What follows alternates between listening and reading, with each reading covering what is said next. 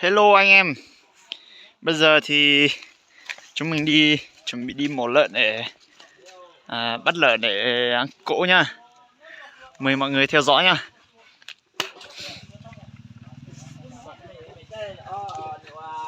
Đây, con lợn nào ở trong chuồng kia. Trong chuồng kia. Lợn rất to đấy. Anh em ở trên này đông lắm. Đây là trang trại nhá. Bây giờ đi xem con lợn nào, to thế nào.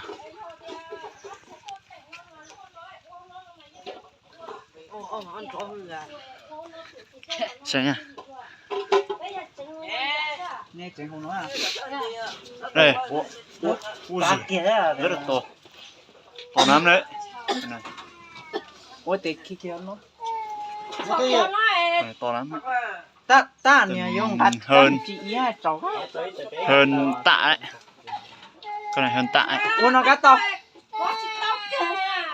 Ủa to. Nhỏ hồng cua. Con này hơn tạ. Nhé, bây giờ đang chuẩn bị đi trong.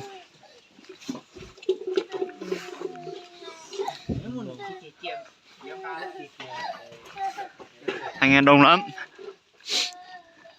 Đây, anh em này này. Đang chuẩn bị làm con này để đưa đi nhà. Con này là con đưa đi nhà dâu nhá.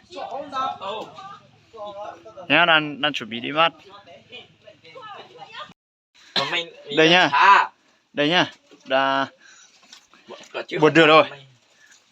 Đang chuẩn bị cho lấy cân đấy, nhưng mà cân này hơi nhỏ. Đang đợi một cái cân nữa. Cho 2 cân vào. Các bạn đoán thử xem nào, con này mấy cân đây?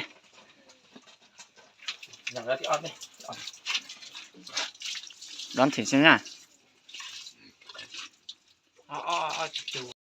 Các bạn xem này. Tranh nhau ăn sữa này. Lợn này. Một đàn lợn này lợn thả rông thôi à. Lợn này rồi ngon thì tuyệt vời luôn. Tuyệt vời luôn.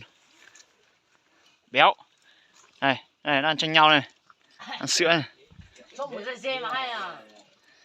Mà 2 cân vào nhá. Đi cân nhá ở trong này. Để các bạn đi cân thử xem nào. Còn ở trong này có khoảng bao nhiêu cân nhá.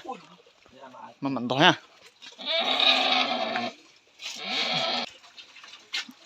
Nhấu rồi. Chỉ cần lại chỉ nói 2 cân to. 2 cái cân tròn chuẩn này.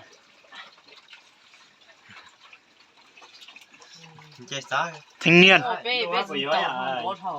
cưới ông này nhá. Thanh niên này nhá.